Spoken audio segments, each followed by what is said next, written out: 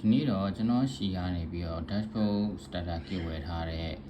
သူတွေအတွက်ပေါ့နော်အလွယ်တကူထပ်ပြီးတော့လေ့လာလို့ရအောင်ဆိုပြီးတော့စိတ်ကူးရမှရှိတဲ့ finance tracker dashboard လေးတစ်ခုထပ်ပြီးတော့လုပ်ဖြစ်ပါတယ်အဲ့တော့ဒီမှာတော့အရင်တော့ function တွေအစုံမပါဘူးမြဲစပြီးလေ့လာရတဲ့လူတွေအလွယ်တကူဖန်တီးလို့ရအောင်လို့ပဲကျွန်တော်လုပ်ထားပါတော့အဲ့တော့ဒီ dashboard မှာပုံမှန်လိုပဲပေါ့နော်ဒီကျွန်တော်ဒီမှာတော့ငွေထွက်ငွေပေါ့ကိုယ့်ရဲ့နေ့စဉ်အသုံးစရိတ်တွေမှတ်ဖို့အတွက်ပေါ့နော်ဒါလေးကိုထည့်ထားတာပါအဲ့တော့ဒီမှာ dashboard မှာပုံမှန် dashboard ပါမယ်ဝင်ငွေထွက်ငွေမှတ်တမ်းပါမယ်စီးရင်သွင်းရပါမယ်ဒါအုပ်စုများစီမံခန့်ခွဲရအောင်ဒါတစ်ခုချင်းစီပြောပြရမယ်ဆိုရင်ဒီမှာစီးရင်သွင်းမှာကျွန်တော်တို့က expense ရှိမယ် income ရှိမယ်ပေါ့အဲ့တော့ဒီကိုယ့်ရဲ့ဝင်ငွေထွက်ငွေရဲ့အမောင်းရိုက်ထည့်မယ်ပြီးရင်ကုန်သွားတဲ့ဟာပေါ့နော်ဒီမှာဘဏ်ဆိုတဲ့ဘဏ်တွေငွေသားဆိုတဲ့ငွေသားတွေကိုနှစ်ဖက်လုံးမှာထည့်လို့ရအောင်လုပ်ပေးထားတယ်ပြီးလို့ရှိရင်ဒီမှာexpand ဆိုတဲ့ expand ရဲ့ category တွေရွေးလို့ရအောင်ထည့်ပေးထားတယ်ဒါတွေထပ်ပြီးတော့ဖြည့်လို့လည်းရတယ်အဲ့တော့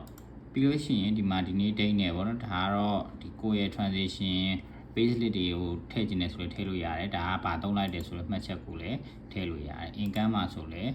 ဒီလိုမျိုးပေါ့နော်အဲ့တော့ထည့်လို့ရတယ်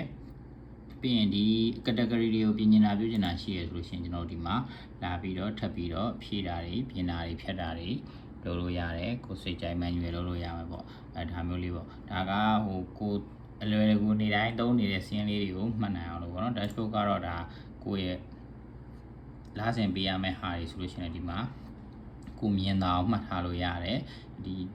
အမြဲတမ်းမဖြစ်မနေကုန်ကြစည်တွေရှိရဆိုလို့ရှိရင်ဒီမှာလာထည့်ပေါ့နော်ဒါကတော့ခုနကကျွန်တော်မှတ်ထားတဲ့စီးရင်လေးတွေသုံးကြိတ်ဆိုလို့ရှိရင်ဒါမျိုးလေးတွေပြမယ်ညီလေးနဲ့ပေါ့နော်ဝင်တဲ့ဟာဆိုလို့ရှိရင်ဒါမျိုးလေးပြမယ်အဲ့တော့မှတ်ချက်ကလည်းဘယ်ကနေရထားဆိုတာမျိုးလေးတွေကိုကျွန်တော်တို့ထည့်မယ်ဆိုရင်ထည့်လို့ရတယ်ပေါ့နော်အဲ့တော့ဒီမှာလည်းလာပြီးတော့ကြည့်လို့ရတယ်အဲ့ဘာတွေသုံးလိုက်တာလဲပေါ့နော်အစစားတာအားမလို့ရှိရင်ဒီမှာပတ်စံဝင်ဆိုလို့ရှိရင်လည်းရတာပါအဲ့တော့ဒီမှာဆိုလို့ရှိရင် type တွေကနေ income ကြည့်ပဲကြည့်မလားအားမလို့ရှိရင်လည်း expense ကြည့်ပဲကြည့်မလားဒါကတော့ category တွေအကုန်လုံးပဲ category တွေအသုံးများလဲဆိုတော့လည်းစစ်ထုတ်လို့ရမှာပေါ့ဒါကတော့ရှာလို့ရမယ်ဟာမျိုးပေါ့အဲ့တော့ dashboard ကတော့ပုံမှန်တိုင်းပဲဒီနေ့ရဲ့ဝင်ငွေတွေပြီးလို့ရှိရင်ဒါအတရင်ဝင်ငွေတွေပေါ့ဒါမျိုးတွေပြပေးတာပေါ့နော်ဒီမှာပေးရမှာဆိုလို့ရှိရင်ပေးရမယ့်ဟာလေးတွေပေါ့ဒါလေးကတော့အလွယ်လေးပေါ့နော်အလွယ်လို့ဒီ dashboard လေးလုပ်လို့ရအောင်ကျွန်တော်ကဒါကို case study တွေနဲ့ကျွန်တော်ရဲ့ဒီစားဝယ်ထားတဲ့ group တွေကလူတွေကိုသူတို့တော့ဒီ template တွေရော source code တွေရောအကုန်လုံးကိုသူတို့ပေးပြီးတော့ပြီးရင်ကျွန်တော်စသွားခဲ့တဲ့ဒီ prompt ဒီဆောက်ပုံတွေရောအကုန်လုံးကိုတော့ package လိုက်သူတို့ကတော့လေ့လာဝင်ရမှာပေါ့နော်အဲ့တော့ကျွန်တော်ရှိမှာဒီလိုမျိုး dashboard လေးလေ့လာခြင်းနဲ့ဆိုလို့ရှိရင် dashboard AI dashboard starter kit ဆိုပြီးတော့စာအုပ်လေးအောင်ပါတယ်အဲ့စာအုပ်နဲ့အတူ Telegram support group လေးလည်း